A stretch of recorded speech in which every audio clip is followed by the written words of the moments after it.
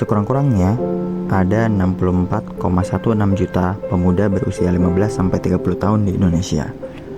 Pemuda adalah tenaga produktif yang dapat berkembang di segala bidang sebab karakternya yang aktif, dinamis, dan bermobilitas tinggi.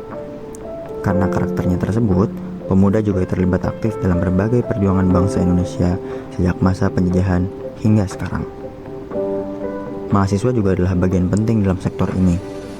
Mahasiswa yang memiliki kesempatan untuk belajar di perguruan tinggi secara sosiologis berkedudukan sebagai kelas borjuasi kecil intelektual, yaitu sektor sosial yang memiliki modal mandiri meskipun secara terbatas, apalagi dibandingkan dengan pemuda buruh ataupun pemuda tani. Namun, tidak seperti yang digembar-gemborkan pemerintah tentang generasi muda, sistem yang ada di Indonesia hari ini tidak sama sekali berpihak pada pemuda dan mahasiswa. Sistem yang berkuasa di Indonesia hari ini adalah sistem setengah jajahan dan setengah feodal.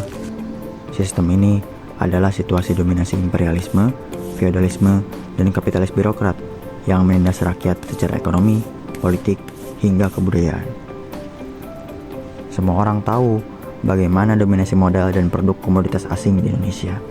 Industri Indonesia amat bergantung dengan modal dan kebutuhan asing. Setiap krisis terjadi di negara-negara besar, Indonesia langsung terpukul dan menghadapi badai PHK.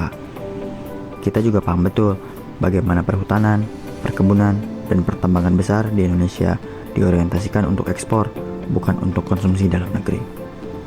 Indonesia yang merupakan negara dengan garis pantai terpanjang, dengan keberagaman flora, fauna, dan sumber daya yang tiada bandingannya, akhirnya jadi negara bergantung pada investasi dan hutang dari lembaga finansial internasional, terutama yang dipegang penuh oleh Amerika Serikat. Pemerintah Indonesia juga akhirnya tidak mampu bertindak banyak selain hanya menyediakan legitimasi formal bagi imperialisme dan feodalisme. Situasi ini membahayakan masa depan pemuda mahasiswa Indonesia. Dominasi imperialisme, feodalisme, dan kapitalis birokrat dalam sistem setengah jajahan dan setengah feodal membuat pemuda mahasiswa tidak mampu mengakses pendidikan dan pekerjaan.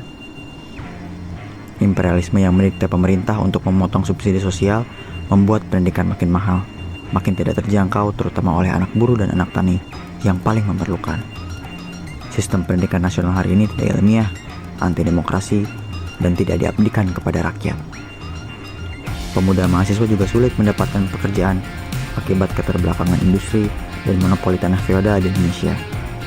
Bagi yang mendapatkan kerja, belum tentu mendapatkan kerja yang aman dan layak. Bagi yang mendapatkan kerja layak, tetap saja terancam PHK.